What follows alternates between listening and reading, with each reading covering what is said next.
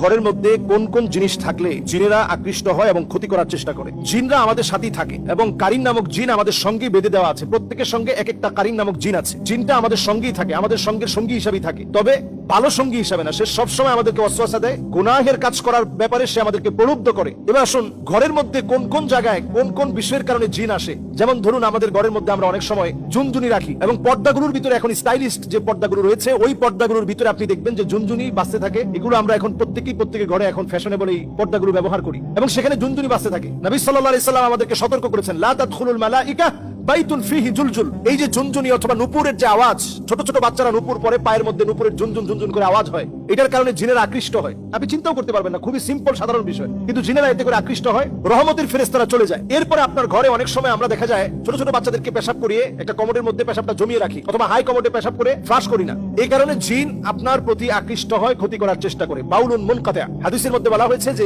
কোথাও যদি পেশাব জমিয়ে রাখা হয় তাহলে ওই জায়গা জিনের কাছে পছন্দের জায়গা হয়। তাহলে এই জায়গায় পরিষ্কার পরিচ্ছন্নতাকে নিশ্চিত করা। এরপর নবী সাল্লাল্লাহু আলাইহি সাল্লাম আমাদেরকে হাদিসের মধ্যে জানিয়েছেন, জিলদু নামির, বিভিন্ন প্রাণীর চামড়াকে আমরা, মৃত প্রাণীর চামড়াকে আমরা ঝুলিয়ে রাখি। বিদেশ গেলে দেখবেন অনেকে হায়নার চামড়া নিয়ে আসে। এটা আপনি খুব স্বাভাবিকভাবে নিচ্ছেন অথবা মনে করছেন এই হায়নার চামড়া দিয়ে কালো জাদু করা হয়, অথচ এই চামড়া, বাঘের চামড়া, হরিণের চামড়া, বিভিন্ন চামড়া একটা ওয়ালমেট হিসেবে আমরা আমাদের ঘরের মধ্যে সাজিয়ে রাখি। নবীজি সাল্লাল্লাহু আলাইহি ওয়াসাল্লাম সতর্ক করে গেছেন, এটা জিন ঘরের ভিতরে আকৃষ্ট হওয়ার একটা কারণ। নবী আলাইহিস সালাতু ওয়াস সালাম এরপর আমাদেরকে সজাগ সচেতন করলেন, জিন ঘরের ভিতরে আকৃষ্ট হওয়ার আরেকটা কারণ কাতিউর রাহিম, আত্মীয়তার সম্পর্ক যে ঘরের মধ্যে থাকে না। সন্তান হয়ে মাকে দেখতে পারে না, সন্তান হয়ে বাপকে দেখতে পারে না, সন্তান হয়ে আত্মীয় স্বজনের খবর তো নেয় না, নিজের ভাইয়ের খবর নেয় না। এইরকম ব্যক্তিদের ঘরে দুষ্ট জিনেরা আসে। রহমতের ফেরেশতারা এমন ঘরে থাকে না, দুষ্ট জিনেরা এই ঘরের ভিতরে আসে। এরপর নবী সাল্লাল্লাহু আলাইহি ওয়াসাল্লামের হাদিস থেকে বোঝা যায় যে ঘরের ভিতরে পুতুল থাকে, তাসাউর, বিভিন্ন রকম মূর্তি থাকে, বিভিন্ন রকমের ছবি থাকে। এই ঘরগুলোর ভিতরে রহমতের ফেরেশতারা আসে না। এরপর হাদিস থেকে বোঝা যায় নবীজি সাল্লাল্লাহু আলাইহি ওয়াসাল্লাম আমাদেরকে জানিয়ে গিয়েছেন,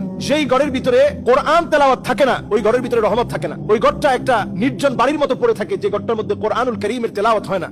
এজন্য ঘরের ভিতরে কোরআনুল কারীমের তেলাওয়াতকে ইনশিওর করা। প্রয়োজনে আপনি মোবাইল থেকে কোরআনুল কারীমের তেলাওয়াতকে ছেড়ে রাখুন। কোরআনুল কারীম তেলাওয়াত যখন বাজবে তখন অন্য মনস্ক না থেকে শোনার চেষ্টা করেন। সন্তানদেরকে অভ্যস্ত করেন। বাসার ভিতরে যখন খুব লাউডলি মিউজিক বাজানো হয়, এটা জিনদের আখড়ায় পরিণত হয়। এজন্য মিউজিককে বাসা থেকে একেবারে নিষিদ্ধ করে দেন। আমাদের কলিং বেলে মিউজিক, আমাদের মোবাইলের রিংটোনে মিউজিক, আমাদের বাচ্চাদের খেলনার ভিতরে মিউজিক, সব জায়গায় মিউজিক। এই মিউজিক জিনদেরকে ডেকে আনে। আল্লাহ রাব্বুল আলামিন কানের একটা পাওয়ার দিয়েছেন। কুকুর কিন্তু আমার মতো শুনে না, বরং ছোট্ট মৃদু একটা আওয়াজ আছে যেটা কুকুরকে ভীত সন্ত্রস্ত করে ফেলে। আপনি অনেক সময় এই আওয়াজটা কানের মধ্যে শুনতেই পাবেন না, কিন্তু জিনদের ওই আওয়াজের কারণে কুকুর ভীত সন্ত্রস্ত হয়ে দৌড়াতে থাকে। আপনারা দেখবেন যখন আজান চলতে থাকে মসজিদে, তখন দেখবেন কুকুর ঘেউ ঘেউ করে উঠে এবং লাফাতে থাকে। তখন জিনেরা কুকুরের মুখ দিয়ে প্রবেশ করে পিছনের পথ দিয়ে বের হওয়ার কারণে প্রচন্ড ভীত সন্ত্রস্ত হয়ে কুকুর লাফাতে থাকে। ওই আওয়াজ ওই